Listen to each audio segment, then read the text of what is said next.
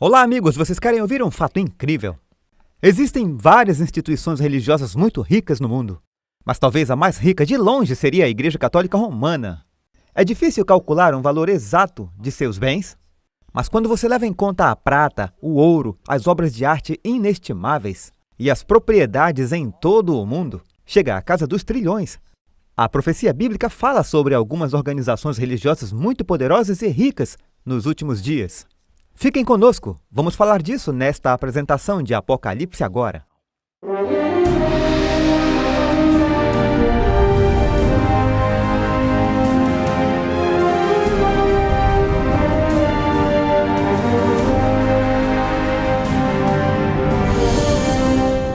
Sejam todos bem-vindos. Estamos felizes pela sua sintonia. Temos uma apresentação muito importante. Na verdade, falando sobre os Estados Unidos na profecia bíblica. Eu só quero dar um alô. Eu ouvi alguém dizer que algumas pessoas na Micronésia estão assistindo e eles mencionaram antes da transmissão que é a ilha de Ponapé. Eu já estive lá 2 vezes fazendo algumas viagens missionárias e eu aprendi a dizer boa noite a todos. Eu acho que é Sotik Mount Karussia. Eu não vou mais poder voltar lá, então eu só queria dar uma saudação especial aos amigos. Eu consigo dizer em russo, Dobreviache Druzia. Buenas noches, amigos. Espera, eu tenho mais um. Anivalicum Molivanicum. Eu acho que isso é em tamil. Enfim, eu tenho que usar as 4 línguas que eu conheço, foi isso aí. Estamos muito felizes que você sintonizou. Nós precisamos orar ao começar o nosso estudo hoje à noite, porque vamos falar sobre alguns... Isso não fica maior e mais pesado do que já está. Eu espero que você ponha o cinto de segurança e ore por mim enquanto eu compartilho, pois vamos nos aprofundar em algumas das mais importantes profecias bíblicas. Falaremos sobre a América na profecia. E falaremos também sobre o que aconteceu lá na Europa. De acordo com Apocalipse, Babilônia, Apocalipse 17. A Bíblia fala ou não especificamente sobre a América? Lhes digo logo de início que eu acredito que definitivamente fala. E nós daremos algumas respostas bíblicas e a razão para isso em nosso estudo. O estudo de hoje é chamado A Dança da Filha. E esse título está realmente refletindo que na profecia bíblica a mulher muitas vezes é um sinônimo de uma igreja. E temos uma história que vamos olhar, e a história que vem até nós é da vida de João Batista, mencionada em vários evangelhos. Ele foi o precursor de Jesus. Ele foi quem primeiro anunciou que Jesus era o Messias. Eis o Cordeiro de Deus que tira o pecado do mundo. Jesus declara que João foi o maior dos profetas. Mas por causa da pregação ousada e honesta de João, ele fez alguns inimigos. Ele chamou os líderes religiosos um covil de víboras. Isso não lhe rendeu nenhum prêmio.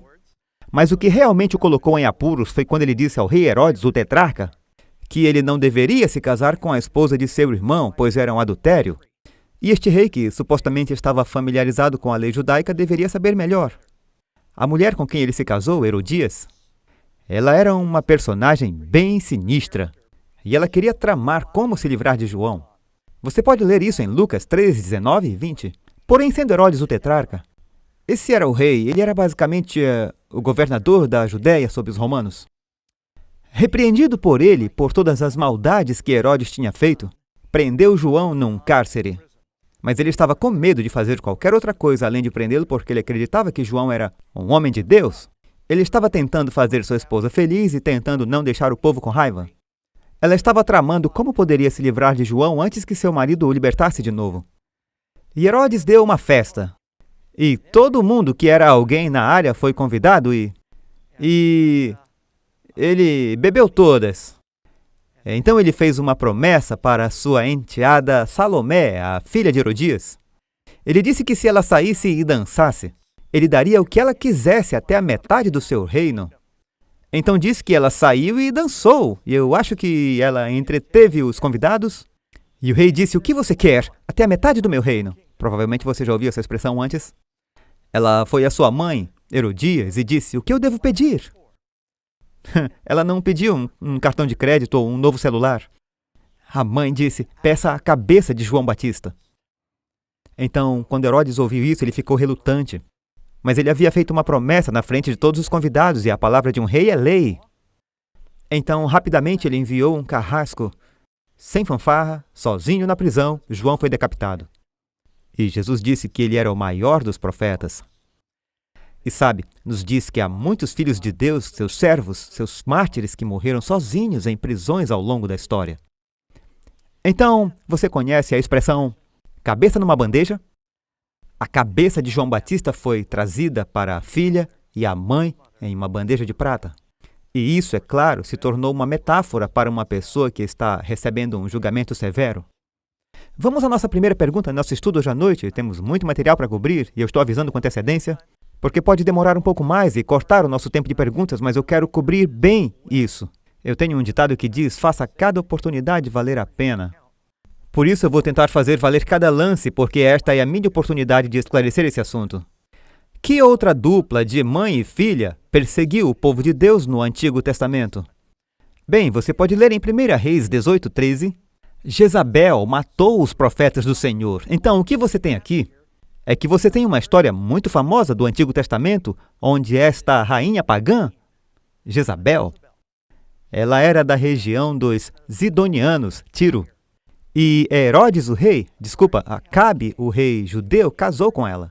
E esta rainha pagã manipulou o Estado, seu marido, o rei, a perseguir os profetas de Deus e substituir os profetas de Deus, de Jeová, pelos profetas de Baal. E durante o tempo do seu reinado, há 3 anos e meio de severa perseguição e fome. E Elias, o profeta, está escondido no deserto, e ele finalmente sai do deserto. E há um grande julgamento que cai sobre os profetas de Baal. Então, você tem o período de tempo de 1260 durante a fome nos dias de Elias. Jezabel. Agora, Jezabel tinha uma filha. Jezabel estava no reino do norte de Israel, o reino do sul, onde Jerusalém era a Judéia. Sua filha Atalia se casou com o rei Jorão, e ela perseguiu os profetas por lá. E quando Atalia viu que o seu filho estava morto, ela se levantou e destruiu toda a semente real. Ela não queria que os filhos de Davi a substituíssem. Então ela matou aqueles que tinham direito ao trono, mas Joás, escapou. Aqui você tem uma outra dupla de mãe e filha, perseguindo o povo de Deus. Bem, eu pensei em colocar mais um. Muitas pessoas não percebem que mesmo no livro de Esther, o livro de Esther começa com um período de 3 anos e meio. No 3º ano do reinado de Xerxes, o rei deu uma festa que durou 180 dias, e no final desse tempo, alguém é cortado. Há sempre um corte ao final desse período de tempo. Vasti é destronada e ele começa o processo de procurar uma nova rainha. Acaba Esther se tornando a rainha. Então eu sigo em frente com a próxima pergunta. Qual é a mensagem do segundo anjo em Apocalipse 14? Lá nós lemos, e outro anjo seguiu dizendo, caiu, Babilônia, aquela grande cidade, que a todas as nações deu a beber do vinho da ira da sua fornicação. Antes de tudo, você percebe que Babilônia é uma mulher, você pode ler em Apocalipse 14. E ela tem vinho, e com esse vinho que ela está intoxicando a todo mundo, vai trazer julgamento sobre eles. É o oposto do evangelho salvador, é um evangelho falsificado e está cheio de falsidades. Como Deus simboliza a Babilônia no Apocalipse 17? Ok, hora de ir para a Bíblia. E eu vou ler os primeiros versos de Apocalipse capítulo 17. É aqui onde esta falsa profetisa, eu deveria dizer, é introduzida em Apocalipse 17, verso 1. E veio um dos 7 anjos que tinham as 7 taças, e falou comigo, dizendo-me, vem, mostrar-te-ei a condenação da grande prostituta, que está sentada sobre muitas águas, com a qual fornicaram os reis da terra. E os que habitam na terra se embebedaram com o vinho da sua fornicação.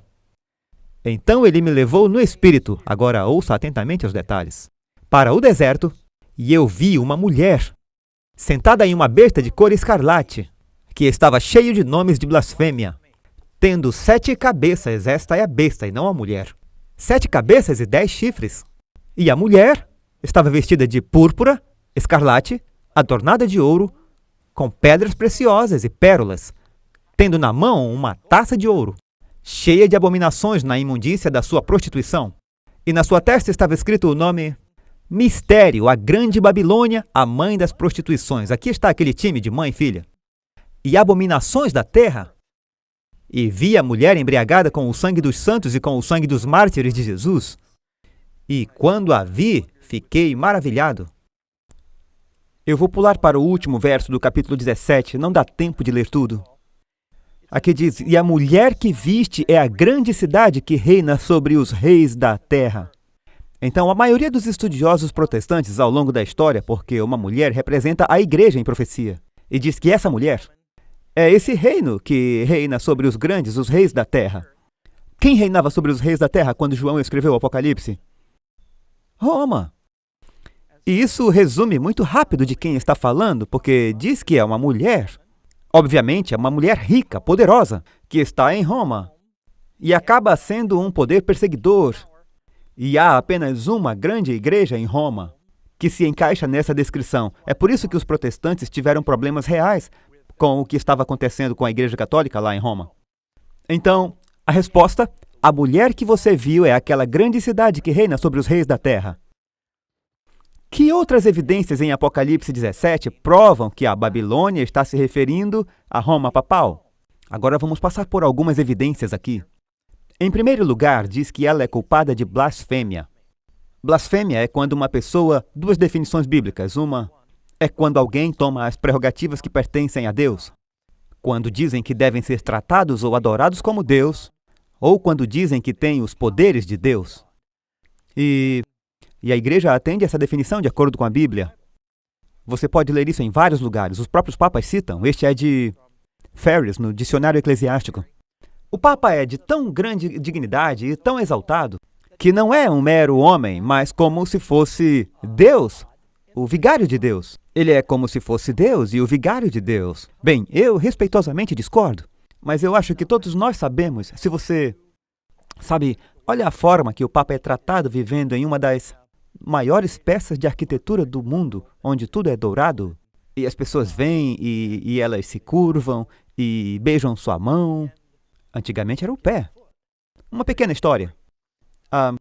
Você sabe como se acabou com a igreja anglicana? Quando o rei Henrique VIII não conseguiu que a igreja aprovasse seu divórcio, ele enviou um embaixador para se encontrar com o Papa para ver se eles poderiam se reconciliar e esse Papa concordaria com aprovar seu divórcio e ele pudesse casar novamente. E quando o embaixador chegou, ele tinha um grande cão afegão como o Wolfhound russo e ele levava com ele todos os dias em todos os lugares. Quando ele veio se encontrar com o Papa, o cão estava ao seu lado. E o Papa esticou o pé para que o emissário pudesse beijar o seu pé. O cachorro entendeu mal essa intenção e mordeu o pé do Papa. O guarda suíço imediatamente matou o cão, o que tanto indignou o embaixador, que ele se virou e voltou para a Inglaterra sem completar sua missão. Surge então a Igreja Anglicana. Foi o que selou o acordo. Agora eles estão se reconciliando e essa é outra profecia interessante. Diz que ela está vestida de roxo e escarlate. Bem, isso é algo que não pode ser mal compreendido. Sabe, é costume. Sempre que há uma ocasião oficial, os cardeais usam escarlate e os bispos usam roxo. E você pode ver fotos online em todos os lugares. Veja, essas são as cores da realeza que são usadas pela igreja. Diz, ela está adornada em ouro e pedras preciosas e pérolas. E se você estiver atento desde o início do programa, nós destacamos que a Igreja Católica Romana tem muitos tesouros inestimáveis. É difícil determinar se a sua maior riqueza é no mercado imobiliário ou nos tesouros inestimáveis. Afinal, como esculpir a Capela Sistina e vendê-la? E todas as estátuas de Michelangelo e as grandes obras de arte que eles possuem. E todos os santos de ouro e prata que estão em todas as igrejas. Pequena história. Oliver Cromwell, durante o seu reinado na Inglaterra, eles ficaram sem dinheiro. E ele enviou seus servos pelo reino para ver se eles poderiam encontrar alguma moeda, porque eles estavam sem dinheiro, estava tudo acabado na Europa. Eles voltaram e relataram: a única prata que encontramos no reino está nas igrejas e nas estátuas dos santos. E Cromwell famosamente disse, bem, talvez seja a hora de derreter os santos e colocá-los em circulação. Que, por sinal, é uma boa política para qualquer igreja. Temos que pôr os santos em circulação. Mas eles são fabulosamente ricos. Você provavelmente já viu algumas das regalias. Se você já foi a Roma, isso é inquestionável. Agora, eles perderam muito dinheiro nos últimos 20 anos por causa de ações judiciais. Então, seus grandes ativos agora, na verdade, estão nos imóveis. Em todo o mundo. Sempre que novas civilizações estavam se espalhando, Os padres e os jesuítas iam para essas comunidades, estabeleciam igrejas, e as igrejas cresciam em torno dessas comunidades que cresciam em torno da igreja. Por toda a América do Sul, você vê as igrejas no meio da cidade. Eles são os donos daquele imóvel. É como se a Catedral de São Patrício, no centro de Nova York, apenas multiplique essas cidades milhares de vezes ao redor do mundo. É uma riqueza fenomenal aí. Ela é chamada de mãe. Agora, o que a Igreja Católica diz sobre si mesma? Você pode estar interessado em saber que o Papa não é apenas o líder da Igreja Católica, ele meio que governa lá no Vaticano, mas ele também é o pastor de uma igreja lateral lá em Roma. Ele é o pastor de uma igreja. E esta é a placa de mármore na frente da igreja. Eu vou traduzir do latim para o português. Aqui diz a Sagrada Mãe lateral e cabeça de todas as igrejas da cidade e do mundo. Então, quando usamos a palavra mãe, que você encontra na Bíblia, não estamos tentando encaixar as coisas. Esse é um título que eles mesmos usam. E o apelo do Papa Francisco e de outros antes dele tem sido para que as filhas protestantes voltem para a Igreja Mãe. Eles reconhecem que a maioria das igrejas protestantes se fragmentaram e desfizeram a Igreja Mãe. Martinho Lutero era um católico. Separou-se Calvino, John Knox Wells e muitos outros grandes reformadores. Resposta D. Elas têm filhas prostitutas que também estão caídas. Eu sei que alguns estão se preparando para mudar de canal porque não gostam que eu use essa palavra. Eu tenho que usá-la, pois está na Bíblia. Eu não estou usando para depreciar. Tenha em mente que Deus, no Antigo Testamento, ele disse que Israel era o seu povo. Ele escolheu Israel. Ele também disse que sempre que eles eram infiéis e comprometiam a verdade, ou se comprometiam com outras religiões ao seu redor, ele disse que eles foram se prostituir atrás de ídolos. Ele os chama especificamente sua igreja prostituída, seu povo prostituído. E eu sei que é uma linguagem forte, mas é assim que Deus se sente quando a sua igreja, que é para ser sua noiva, começa a seguir as religiões que são falsificadas no mundo. E ele diz, você está sendo infiel comigo. Você está adulterando com o diabo. Então essa é a linguagem que você encontra no Antigo e no Novo Testamento. Não só para a igreja católica, mas para as igrejas protestantes, para a igreja judaica. Qualquer povo de Deus ao longo da história, quando se desviavam da palavra, diz que se prostituíram após outros deuses. Portanto, desculpe-me pela linguagem forte, mas está na Bíblia. Diz que as filhas, quando as igrejas protestantes se separaram da igreja católica, ainda conservavam em seu seio características da igreja mãe. Muitas delas não se separaram completamente, como meus amigos luteranos. Enquanto se separaram em pontos muito importantes, eles ainda continuam a batizar bebês e uma série de outras coisas que a Bíblia diz que não são bíblicas, ou te ensinam tormento eterno no inferno, coisas assim. Então, eles ainda tinham alguns vestígios de comprometimento que receberam da mãe. Ela persegue e martiriza os santos. Um grande número, isso está na História do Papa, na página 334. Grande número foi expulso de suas habitações com suas esposas e filhos, despidos e nus, muitos deles desumanamente massacrados.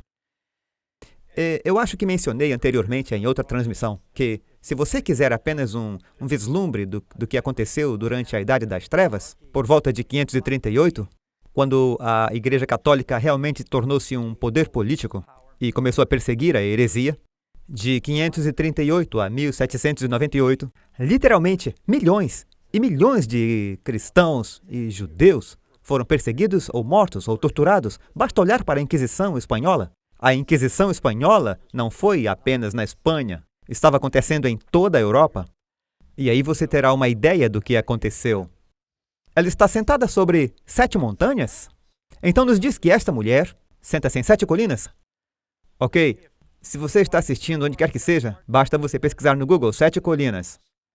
E sabe o que você vai encontrar? Roma é chamada a cidade das 7 colinas. Aqueles irmãos gêmeos, segundo a lenda Rômulo e Remo, eles nasceram lá e cresceram entre as 7 colinas de Roma. E sempre foi chamada da cidade das 7 colinas. E aqui está um trecho, eu sempre esqueço de onde é o trecho. Eu acho que é da enciclopédia, mas eu esqueci de colocar aí. Roma foi fundada em 753 a.C. As 7 colinas, um termo usado durante séculos para descrever o Capitólio, Granero, Vemenel, Esquiline, Cheliane, Aventine e colinas palatinas que cercam a velha cidade. Provavelmente eu matei o italiano, mas de qualquer maneira, você pode ler isso por você mesmo. G Ela governa sobre os reis da terra. Está nos dizendo que esta mulher, sobre a qual acabamos de ler em Apocalipse 17, ela está sentada nesta besta, 7 cabeças e 10 chifres. Quando você senta numa besta, significa que você está, na verdade, supostamente, como um cowboy que deveria estar montando um cavalo. Então, ela está no controle, ela está montando. E, sabe, se você já jogou xadrez, esse jogo cresceu durante um tempo na Europa, quando todo rei, todo monarca na Europa, havia 1 ou 2 bispos no tribunal que estavam apurando quaisquer decisões que o monarca tomava contra a igreja. A igreja realmente tinha poder sobre o Estado. Porque os reis controlavam as pessoas enquanto estivessem vivas. A igreja dizia, nós podemos controlá-lo depois de morto. Se você vai ou não para o céu, isso cabia ao padre perdoar. Você tinha que confessar os seus pecados ao padre. Então, eles tinham um poder tremendo. E se a igreja declarava que uma pessoa foi excomungada, ou se o papa dissesse que um reino foi interditado, e eles declarariam que todos no reino estavam perdidos a menos que o rei cooperasse, o povo se voltava contra seus monarcas. E até o dia de hoje, Papa João Paulo II, Papa Bento, Papa Francisco, eles têm audiência em que as Nações Unidas se reúnem para ouvi-los falar. Eles não fizeram isso para o Billy Graham, porque o Papa é um chefe de Estado. Basta você olhar nas manchetes como o Papa se envolveu em tentar unir o presidente da Palestina e o presidente de Israel. O primeiro-ministro de Israel, ele tentou resolver as coisas.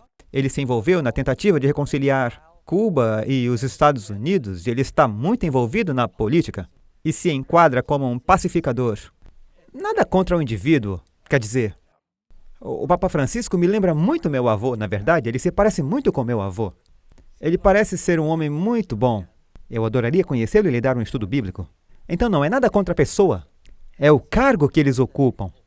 Os protestantes sempre têm dito, cumpre a definição bíblica para aquela primeira besta em Apocalipse 13 e a mulher do Apocalipse 17. Como as bestas de Apocalipse 13 e 17 se comparam? Eu espero que você tenha assistido o nosso estudo sobre Apocalipse 13 alguns dias atrás e você percebe que há 2 bestas em Apocalipse 13. A primeira, temos dito que acreditamos que é um sinônimo da Igreja Católica Romana, com sede em Roma, líder das igrejas ortodoxas. Até os gregos e os russos, patriarcas ortodoxos, e até mesmo o arcebispo inglês de Canterbury, vieram todos a Roma para se reconciliar com o Papa. O Papa é o cabeça de tudo lá.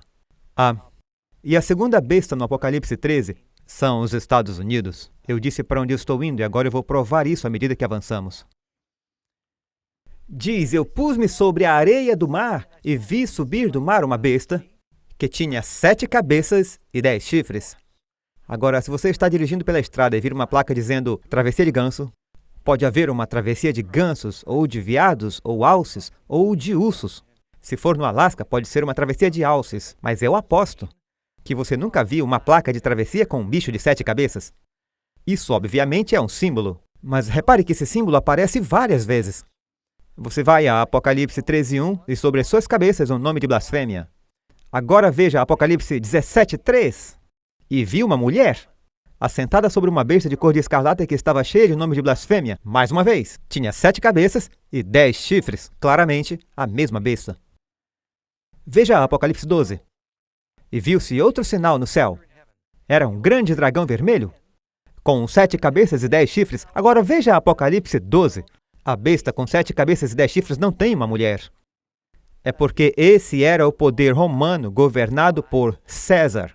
Quando você chega ao Apocalipse 17, agora você tem o poder romano, que está se misturando com uma mulher, uma igreja. Não pode ser mal interpretado. Bem, poderia ser, mas, amigos, o que eu estou compartilhando com vocês não é um novo ensinamento do pastor Doug. Este é o ensinamento que as pessoas não ouvem há anos, mas todos os grandes reformadores protestantes creem nisso. Eu estou dando uma amostra rápida de alguns deles agora. Eu não quero ser tedioso, eu poderia ler 30 citações diferentes. Charles Spurgeon é conhecido como o príncipe dos pregadores. E ele disse, eis na testa dela o nome Mistério, Babilônia, a grande mãe das prostitutas e abominações da terra. A Igreja de Roma e seus ensinamentos são uma vasta montanha de lixo, cobrindo a verdade de Deus. Ele disse que a Igreja Romana estava obscurecendo a verdade. John Knox, que tinha sido um padre católico, ele saiu e tornou-se presbiteriano. Ele procurou neutralizar a tirania que o próprio Papa teve por tantos anos exercido sobre a Igreja. Como Lutero, ele finalmente concluiu que o papado era o próprio anticristo, o filho da perdição de quem Paulo fala. Você pode ler em Roger Williams, um dos fundadores dos Pais da América, de fato fundaram a separação entre a Igreja e Estado, lá em Rhode Island. O pastor Williams falou do Papa como o pretenso vigário de Cristo na Terra, que se senta como Deus sobre o templo de Deus, mostrando a si mesmo que ele era Deus, terminando o verso. Exaltando-se não só acima de tudo que se chama Deus, mas sobre as almas e consciências dos seus servos. Ele é o filho da perdição, que é profetizado em 2 Tessalonicenses capítulo 2. Este é Roger Williams. Cotton Mather, que era um membro da congregação, na verdade um teólogo puritano, pelo que entendi, esse cara memorizou todo o Novo Testamento. Impressionante. Os oráculos de Deus predisseram o surgimento de um anticristo na Igreja cristã. E o Papa de Roma se encaixa em todas as características desse anticristo, então, maravilhosamente. Nossa resposta é que se alguém que lê as Escrituras não as vê, há uma cegueira maravilhosa sobre eles. Amigos, pensem sobre isso por um segundo, eu tenho que concordar com ele. Se você quer saber uma profecia na Bíblia que é fácil de entender sobre os últimos dias, veja Apocalipse 17. A mulher é uma igreja, basta aplicar os símbolos. Diz que aquela grande cidade que reina sobre os reis da terra, que era Roma, no momento em que João teve a visão, nos diz escarlate e roxo, ouro, pedras preciosas, bêbados com o sangue dos santos, e eu nem li tudo, espere, tem mais. Ok? John Wesley, em seu comentário sobre a Bíblia. Esta é a Europa. Esta besta é o papado romano. Como chegou a um ponto de 600 anos, desde que está agora e será por algum tempo. Para isso e para nenhum outro poder da terra concorda todo o texto e cada parte dele em todos os pontos. E, novamente, ele está falando sobre os mesmos versos que estamos olhando em Apocalipse 17 e em 1 Tessalonicenses 2. Esta besta é um poder secular espiritual oposto ao reino de Cristo. Um poder não meramente espiritual ou eclesiástico. Não meramente secular ou político, mas uma mistura de ambos. Isso é o que temos dito. Nos últimos dias teremos a mistura de igreja e Estado. Nunca mais haverá um governo mundial para governar o mundo. Daniel 2 diz que os outros não se apegarão ao outro. Mas haverá uma cola religiosa que reunirá esses governos e será liderada pelo Papa, a Europa e os Estados Unidos no hemisfério ocidental. Se você ler o livro Todos os Caminhos Levam a Roma, ele diz uma grande nuvem de testemunhas. Wycliffe, Tyndale, Lutero, Calvino, Cranmer, no século XVII, Bunyan, os tradutores da Bíblia, King James, e os homens que publicaram Westminster e as Confissões da Fé Batista, Sir Isaac Newton, John Wesley, Whitefield, Jonathan Edwards e mais recente Spurgeon, o bispo J.C. Riley e o Dr. Martin Lloyd Jones. Estes e inúmeros outros homens, todos viram o ofício do papado como o anticristo. Não estamos querendo ser indelicados. Como eu disse, não estamos falando de pessoas. E caso você não tenha me ouvido dizer isso antes, acreditamos que haverá milhões de adoráveis católicos no céu. Das diferentes igrejas ortodoxas, diferentes igrejas protestantes, haverá alguns da minha igreja que não estarão. Ninguém é salvo com base em denominação. Mas estamos falando de profecia que predisse poderes. Essas bestas do Antigo e do Novo Testamento eram reinos e poderes que influenciavam o povo de Deus. Alguns de vocês lembram quando falamos de Daniel 2? Falava sobre a cabeça de ouro. Vê se você lembra o que era. Babilônia. Aí vem os braços de prata que eram Medopérsia.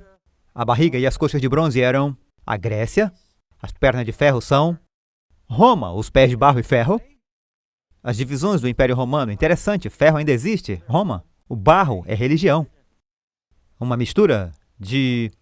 O homem foi feito de barro. Então você meio que se mistura. É também o que se usa para fazer o concreto, ferro e barro. É o material de construção número 1. Mas, nesses reinos, quer dizer que estes são os únicos reinos que existiram no mundo? Não. Nós temos grandes impérios. Os Incas, o grande império na China, um grande império na Índia e em outros países. Portanto, esses não são os únicos reinos. Estamos dizendo que estes eram reinos que tinham poder sobre o povo de Deus naquele tempo. Babilônia, Medo-Pérsia, Grécia, Roma, todos eles devastaram o povo de Deus, que agora está espalhado pelo mundo.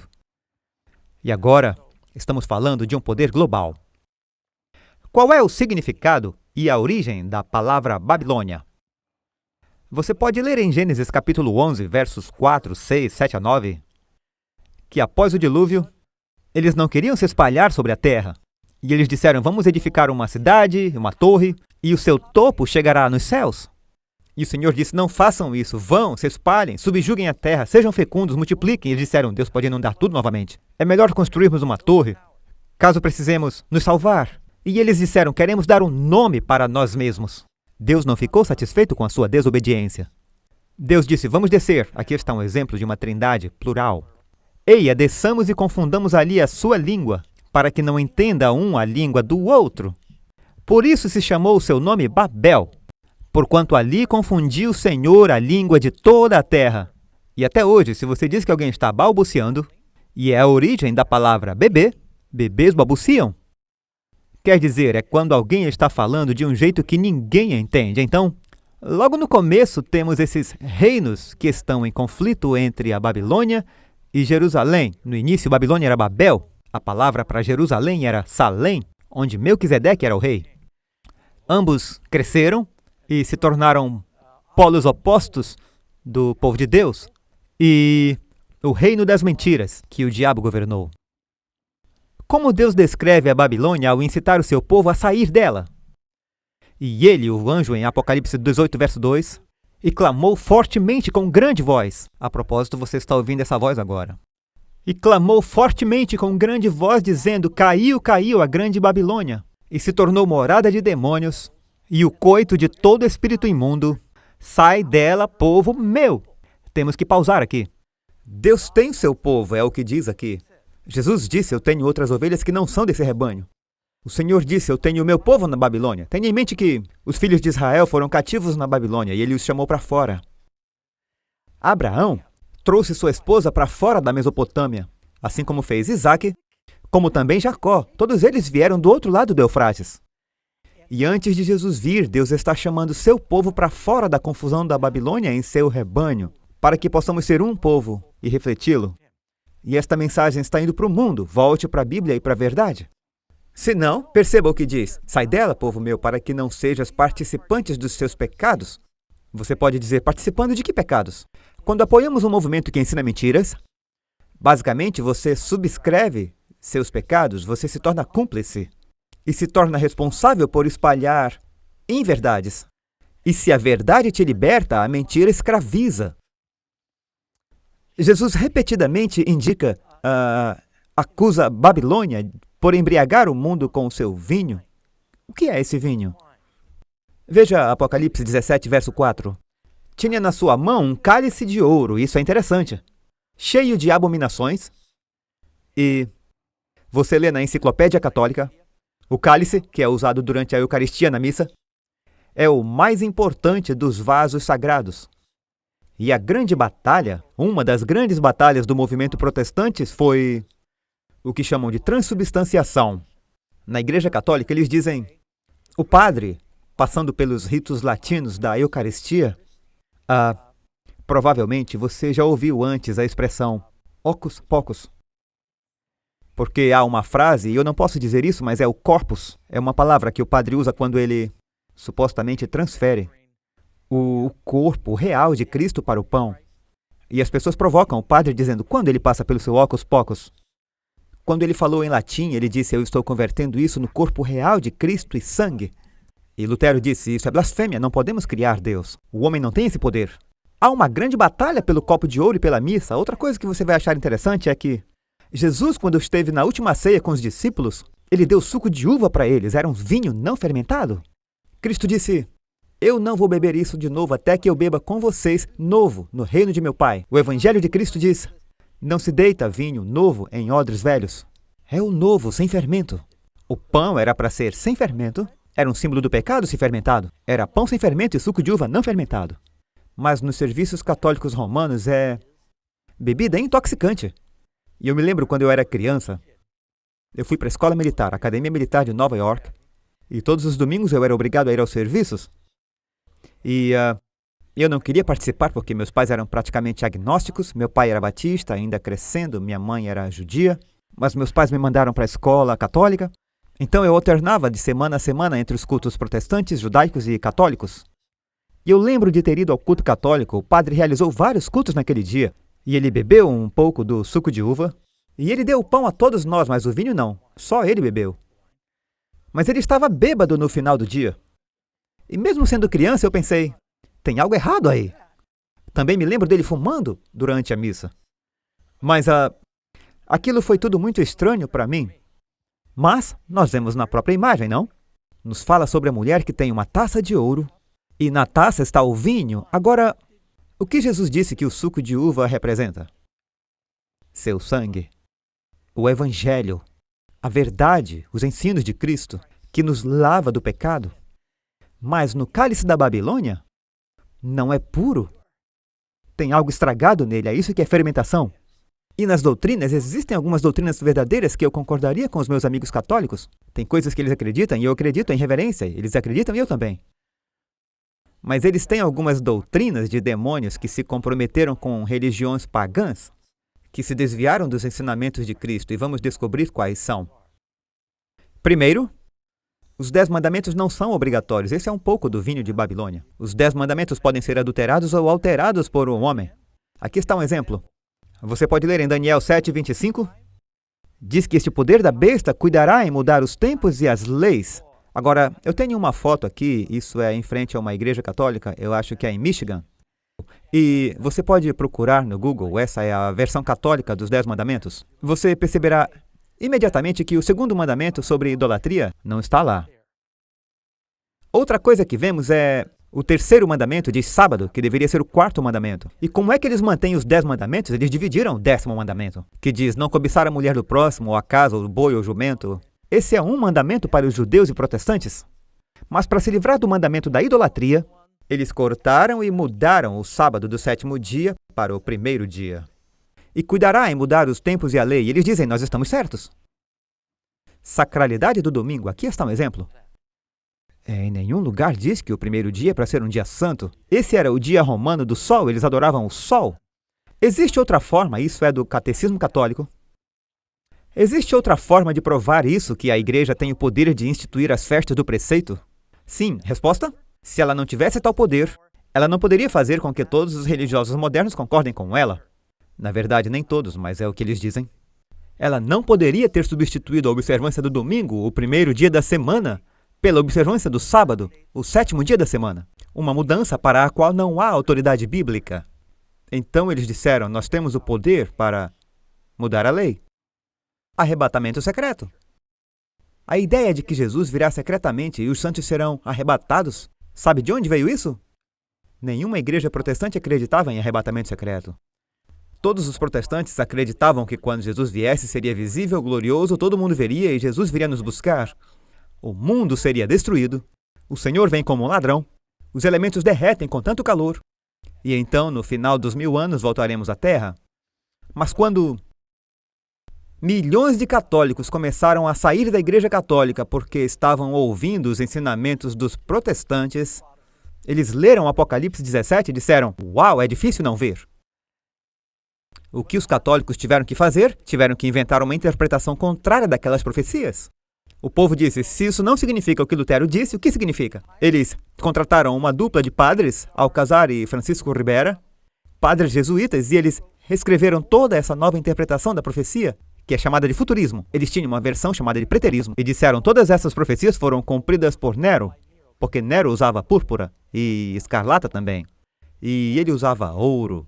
E então eles tentaram encaixar isso, e a outra ideia era que iríamos para o futuro, qualquer coisa menos isso. E toda essa nova interpretação futura da profecia foi divulgada, foi adotada por Darby e foi colocada na Bíblia de Scofield. Quando Lindsay leu a Bíblia de Scofield, ele escreveu um livro chamado A Grande Agonia da Terra e passou de apenas poucas igrejas acreditando na versão católica chamada futurismo. Agora a maioria dos protestantes estão ensinando a versão católica da segunda vinda sobre o arrebatamento secreto. E nós cremos que seremos tirados daqui, mas não em segredo, e a tribulação acontece antes de Jesus voltar. Portanto, essa é uma daquelas doutrinas que fazem as pessoas confundirem a imortalidade da alma. Passamos por isso em nosso estudo. Onde na Bíblia diz que temos imortalidade sem Jesus? Quem nele crê tem a vida eterna, os que não, perecem. Deus e somente Deus tem a imortalidade.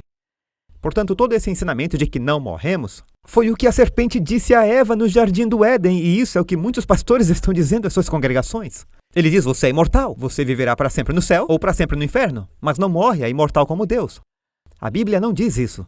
A Bíblia diz a alma que pecar morrerá. Você tem duas escolhas, vida ou morte. Há uma ressurreição, há punição, mas você não vive para sempre e sempre no fogo. Pense nisso. Tormento eterno é para onde eu estava indo agora? Não para o tormento, mas para o assunto. Sim, a ideia de que isso se tornou conveniente. Eles pegaram esse tipo de mitologia grega, Plutão no comando de Hades e os cães do inferno. E a ideia é que se a igreja não orar para você sair do purgatório, e se você não pagar para seus parentes saírem do purgatório ou do limbo, então eles ficarão sofrendo essa tortura incrivelmente horrível que você nem pode imaginar. E essa foi uma maneira poderosa de manipular milhões de pessoas com medo. Mas não é o que a Bíblia ensina. Deus é um Deus amoroso, Deus é misericordioso. Ele está fazendo um universo onde não há mais dor, não mais tristeza, nem lágrimas, todas as coisas são novas. Não há mais pecadores. Até mesmo Satanás, a Bíblia diz, eu trarei um fogo no meio de ti, e ele te devorará, e eu te trarei as cinzas na terra como sinal daqueles que te contemplam, e você será um terror e nunca mais existirá. Nunca mais será, deixará de existir. Deus diz, eu sou o que sou, ele é eterno. Satanás não é eterno. Então Deus destruirá o pecado, destruirá os pecadores. Outra doutrina que muitos protestantes adotaram, como da Igreja Mãe, que não está na Bíblia. Confessar seus pecados a um padre. A Bíblia diz para confessar nossas faltas uns aos outros e orar uns pelos outros, mas não para confessar nossos pecados a um padre. Significa que, como irmãos cristãos, dizemos, sabe, eu estou lutando, você pode orar por mim? Ou eu tenho essa fraqueza, mas você não confessa seus pecados mais íntimos a uma pessoa? E essa pessoa não pode perdoá-lo? E a ideia de que você tem que confessar os seus pecados a um padre? Antes de tudo, eu odiaria ser um padre. E ouvir as pessoas me contarem todos os seus problemas lascivos o dia todo. O que isso tem a ver com a mente da pessoa? Não pode ser saudável. E você tem que ouvir isso e... você já ouviu a expressão, muita informação? Deus diz que devemos confessar nossos pecados a Ele. Deus e somente Deus pode perdoar seus pecados, é o que a Bíblia ensina. Jesus disse, não chame nenhum homem de pai. Temos um pai que está no céu. E ainda assim essa igreja diz, chame seu líder religioso de pai. A palavra papa, se for para o papa, significa o grande pai. Batismos falsificados. A Bíblia diz que antes de ser batizado, você precisa ser ensinado, se arrepender, crer de todo o coração. Um bebê não consegue. Os pais podem ter dedicado como bebê, eles chamaram isso de batismo, mas não é o batismo bíblico. O batismo bíblico é quando você entende conscientemente o Evangelho, se arrepende dos pecados e vem para essa purificação. É uma escolha, é como um casamento. Jesus foi dedicado como um bebê, mas ele não foi batizado aos 30 anos? Se ele tivesse que ser batizado quando era um bebê, José e Maria teriam feito isso naquela época. Daí você tem essa confusão de línguas que se tornaram parte integrante de muitas igrejas. E, de novo, eu estou tentando falar gentilmente. Eu estou pontuando as coisas rápido porque eu tenho tanta coisa para cobrir. Mas, antes do pastor Doug aprender as coisas que eu sei agora, quando aceitei Jesus, você ouviu minha história em que eu estava nas montanhas em uma caverna, quase sem formação cristã. Quer dizer, eu fui para 2 escolas católicas diferentes, escolas judaicas, mas eu não sabia quase nada sobre a Bíblia. E eu li a Bíblia, comecei a ir à igreja no domingo. A maioria das igrejas onde eu cultuava eram igrejas carismáticas evangélicas. Amigos muito bons, pessoas adoráveis, eu espero ver muitos deles no céu. Mas com essa coisa de falar em línguas, eles diziam, Doug, você não tem o Espírito Santo a menos que fale em línguas. Eu disse, não é isso que eu vejo em Atos? Eu simplesmente não podia. Eles disseram, bem, você precisa apenas permitir, deixar o Espírito Santo assumir. Eu disse, eu não digo, apenas diga aleluia. Eu disse aleluia. Mas rápido, aleluia, aleluia. Eles fazem você repetir aleluia até tropeçar em si mesmo. Eles dizem que esse é o dom do Espírito Santo. Eu disse, não, isso não está na Bíblia. Jesus disse, vocês falarão em outras línguas. Ele disse aos discípulos, ele tinha ele tinha 12 muito brilhantes e incultos apóstolos. Ele disse: eu quero que vocês vão a todo o mundo, vocês falarão em outras línguas, Atos capítulo 2, e num feriado, quando os judeus devotos de todas as nações vieram a Jerusalém, ele derrama o Espírito Santo, ele dá aos discípulos a capacidade de falar outras línguas que eles nem conheciam e nem estudaram, milagrosamente. Quem ouve sabe o que está sendo dito. Eles diziam: como todos nós os ouvimos falar as maravilhosas obras de Deus em nossas próprias línguas em que nascemos. Foi dado a eles milagrosamente a capacidade de falar em outras línguas. Esse é o dom de língua, e o evangelho foi a todos os lugares. Mas o repetitivo balbucio vazio, onde uma pessoa nem sabe o que está dizendo, você não vê isso acontecer na Bíblia. Portanto, você lê os 3 exemplos de línguas em Atos 2, Atos 10, Atos 19. As pessoas presentes em todos os 3, havia vários grupos de idiomas, todos eles entenderam o que estava sendo dito. Profetizando, falando sobre Deus, foi com o propósito de espalhar o evangelho quando havia diferentes grupos linguísticos que não entendiam. Bem, mas isso foi levado a um nível totalmente diferente hoje. Babilônia. Babilônia é um dos exemplos do que está acontecendo em muitas igrejas.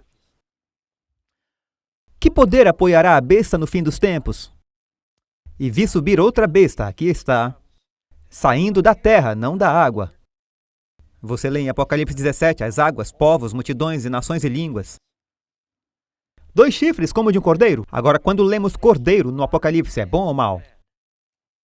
Jesus, eis o Cordeiro de Deus, 2 chifres como cordeiro, começa bem. Dragão, é bom ou mal? É mal. 2 chifres como cordeiro, começa bem, mas fala como um dragão. As águas representam uma área povoada, que deve representar... Se as águas representam uma área povoada, saindo da terra deve representar uma área pouco povoada. Lemos no capítulo 17 do Apocalipse, o anjo disse a João: as águas que viste onde a mulher está sentada são multidões de pessoas, línguas e idiomas. Está falando de um lugar densamente concentrado. Roma surgiu bem no meio do Mediterrâneo, cercado por literalmente águas e civilizações. Grandes civilizações densamente povoadas. Que continente começou a surgir subitamente na história após 1798? É interessante. 1776 foi quando assinamos nossa Declaração de Independência, mas não fomos reconhecidos pelos outros países da Europa como um país independente da Inglaterra até 1798. E não há dúvida sobre de que país isso está falando, é a América do Norte, Estados Unidos em particular. E nós gostamos de usar um búfalo como uma imagem porque, comparado a alguns dos grandes bovinos e bois que eles têm na África e na Europa, ele tem chifres pequenos como cordeiro. Mas é uma fera de 2 toneladas. 2 chifres representam os 2 grandes princípios da força que fez a América grande. Ao contrário da Europa, tínhamos um governo sem rei. Tentaram fazer. George Washington rei, ele recusou, ele disse: não queremos voltar para o que acabamos de nos rebelar. E eles tinham uma igreja sem o Papa. Liberdade de governo, liberdade de religião. Eram 2 chifres que deram à América sua força e seu poder. E todos queriam vir, falando nisso, ainda querem vir hoje. Porque apesar de suas falhas, é um dos melhores lugares do mundo para se estar. Então, começa com 2 chifres como um cordeiro. Muitos fundadores e pais, embora fossem imperfeitos, vieram e estavam realmente procurando por pureza religiosa. Eles queriam que a América fosse uma cidade na colina, compartilhando o evangelho com o mundo. Você pode ler os documentos dos fundadores e pais e... às vezes eles eram muito sinceros, mas às vezes eles até perseguiram aqueles que não concordavam. Mas eles começaram, como se vê na Constituição. Acreditamos que o nosso Criador nos dotou com certos direitos. Então, nossos pais acreditavam que havia um Criador e é daí que vêm os nossos direitos. E exerce todo o poder da primeira besta na sua presença. Começa com o cordeiro, a liberdade, explode com o crescimento, entre a Primeira e a Segunda Guerra Mundial e se torna a principal superpotência do mundo. E faz que a terra e os que nela habitam adorem a primeira besta, cuja chaga mortal foi curada. Isso é interessante, pois se a Europa, se o poder central da Europa, em Roma, para a religião era o papado, a Igreja Católica Romana, a América era a cabeça de praia para os protestantes do mundo. Nos últimos 50 anos, os Estados Unidos enviaram dinheiro, bíblias, missionários ao redor do mundo mais que qualquer outro país. E os Estados Unidos fazem mais caridade em todo o mundo. Por isso, ele representa a ética protestante. Mas vai se juntar à igreja mãe e recria uma imagem do que aconteceu durante a Idade das Trevas. Aquela besta que foi ferida voltou àquele poder político-religioso perseguidor. Eu não sei se alguém lembra desse artigo de 24 de fevereiro de 1992 chamado A Aliança Sagrada da revista Time. É uma grande matéria que explicava o que derrubou o comunismo. Foi uma aliança entre os Estados Unidos e a Igreja Católica. Ronald Reagan teve uma importante reunião com o Papa João Paulo II. Acho que eu mostrei uma foto do meu pai quando o conheceu anos atrás. E através da solidariedade, eles sabiam que poderiam minar a Europa e a Polônia, e se eles pudessem fazer isso, eles conseguiriam um ponto de apoio e começaria a cair como um dominó. Todos queriam liberdade e funcionou. Você pode até ir à Polônia agora, isso eu acho que é em Varsóvia. Eles conseguiram uma foto do Reagan e do Papa. Uma foto de uma estátua de bronze deles andando. Foi a união dos protestantes nos Estados Unidos e o catolicismo, tentando reestruturar o mundo. Quem poderia esquecer essa foto quando João Paulo II morreu? Aqui você tem 3 presidentes dos Estados Unidos de joelhos diante do Papa. O que é realmente estranho, os protestantes não acreditam em orar por uma pessoa depois que ela morre. Mas na Igreja Católica eles acreditam. E todos esses presidentes são ostensivamente de origem protestante. E em 2015, o Papa Francisco veio aos Estados Unidos. Eu mencionei isso anteriormente. Eu repito porque eu sei que algumas pessoas não assistem todos os programas. Ele foi a todos os lugares que foram uma fundação do governo dos Estados Unidos. Nossa capital costumava ser a cidade de Nova York, Filadélfia, Washington, D.C. Ele foi a todos. Ele dirigiu uma sessão conjunta do Congresso e as Nações Unidas em uma viagem. O que ficou de fora? E recebeu o status de superstar, cobertura ininterrupta, na mídia. As coisas mudaram quando os Estados Unidos... Isso é realmente incrível. Você está vendo essa foto aqui? A bandeira do Vaticano, a bandeira do Estado e a bandeira americana lado a lado no Capitol Mall. No Monumento de Washington. Eu não sei se você sabe, mas quando o Monumento de Washington estava sendo construído, os Estados Unidos disseram que se houvesse algumas nações amigas que quisessem doar um bloco de mármore, daremos a eles uma amostra do que colocaríamos no interior. Eles queriam o mármore combinando do lado de fora. O Vaticano enviou-lhes um bloco de mármore. E isso indignou tanto alguns dos construtores, e pedreiros em particular. Eles pegaram e jogaram no rio Potomac. E disseram, não queremos nada da besta. Bem, como as coisas mudaram de lá para cá. E diz uma imagem para a besta. É bem interessante você ter a arquitetura românica no Vaticano, a cúpula. Eu não quero falar muito disso, eu só acho que é um visual interessante da capital dos Estados Unidos e do Vaticano. E então, bem na frente dos Estados Unidos, temos o mais alto obelisco do mundo, no Monumento de Washington, é claro, e na frente da Igreja de São Pedro tem outro. E diz que os Estados Unidos farão uma imagem para a besta e eles estarão atravessando o Golfo e dando as mãos. De acordo com a profecia, que mudança drástica ocorrerá na América? Começa como um cordeiro, mas ele fala. Agora, como uma nação fala? Com sua lei, com sua legislação. Uma nação fala através de suas leis, nosso corpo legislativo, nas regras e dizendo às pessoas como viver. E o que vem depois? Interessante agora. Há 50 anos atrás, todos os membros da Suprema Corte eram protestantes. Agora não há protestantes. Agora eu acho que há 7 católicos, 1 católico anglicano e 2 judeus. Todos pessoas adoráveis, e eu não acho que religião deveria ser um pré-requisito. Eu estou apenas dizendo que eu acho digno de atenção. As pessoas deveriam simplesmente pensar, eu estou notando que não há mais protestantes e costumavam ser todos protestantes. Eu, sinceramente, acredito que as crenças religiosas de uma pessoa influenciarão como ela pensa. Se suas crenças religiosas não o influenciam, você precisa de novas crenças.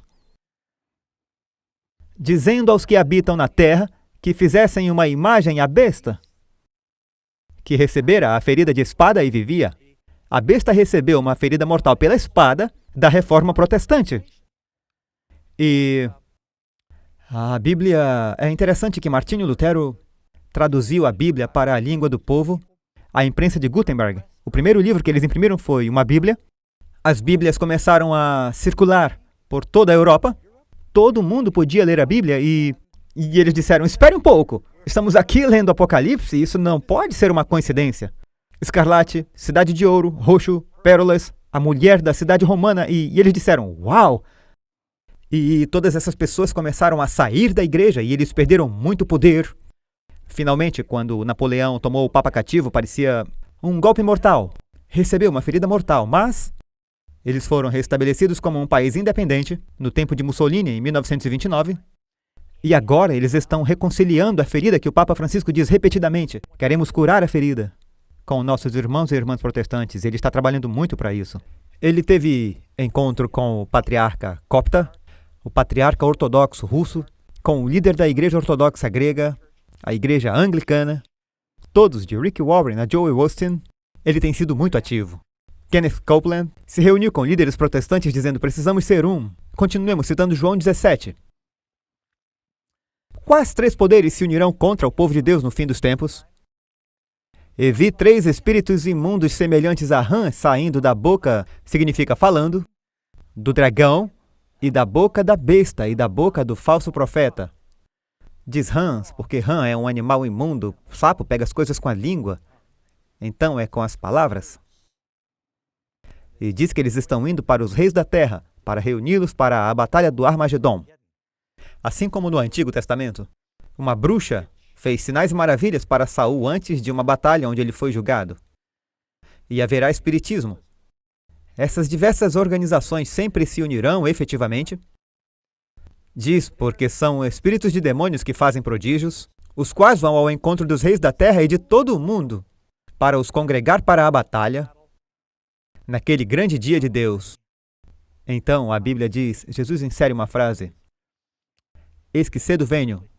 Leia na sua Bíblia. Diz que ele os reuniu para um lugar chamado na língua hebraica de Armagedon. Que métodos eficazes esta coalizão do fim dos tempos utilizará? Os Estados Unidos, o catolicismo e o espiritualismo. Porque são espíritos de demônios que operam milagres.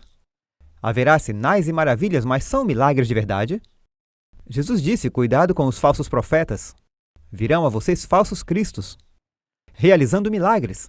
E faz grandes sinais, de maneira que até fogo faz descer do céu à terra à vista dos homens, para enganá-los. Portanto, esses milagres são usados para fazer com que todos sejam muito sinceros, para perseguirem os cristãos crentes na Bíblia. E eles farão isso em nome do Senhor. Jesus disse em João 16, é chegada a hora em que aquele que te mata pensará que está servindo a Deus. O apóstolo Paulo matava cristãos pensando estar servindo a Deus, até que Deus chamou sua atenção. E engana os que habitam na terra com os sinais que lhe foi permitido que fizesse na presença da besta. O que impedirá que o povo de Deus do fim dos tempos seja enganado? O que vai ser a nossa segurança? Para que não sejamos vencidos ou enganados nos últimos dias, amigos. Será assim diz o Senhor, a palavra de Deus. A lei e ao testemunho significa a lei e os profetas, palavra de Deus. Se eles não falarem segundo esta palavra, é porque não há luz neles. Não significa acertar 70% e não ter que se preocupar com os outros 30%. Ou talvez vamos tolerar 20% de mentira e 80% de verdade. Deus vai reunir as pessoas nos últimos dias que vão voltar à fé, que uma vez foi entregue aos santos, a fé dos apóstolos. Será uma religião baseada na Bíblia. Durante este seminário, convidamos as pessoas para sair da Babilônia e fazer parte do movimento de Deus. Esse é o tempo para essa mensagem sair, para o povo de Deus voltar, e você experimentará uma vida abundante, alegria e bênçãos. E o Senhor irá prepará-lo para seu breve retorno. Ele tem uma obra a fazer em você e através de você. Então hoje Deus chama para sair de Babilônia.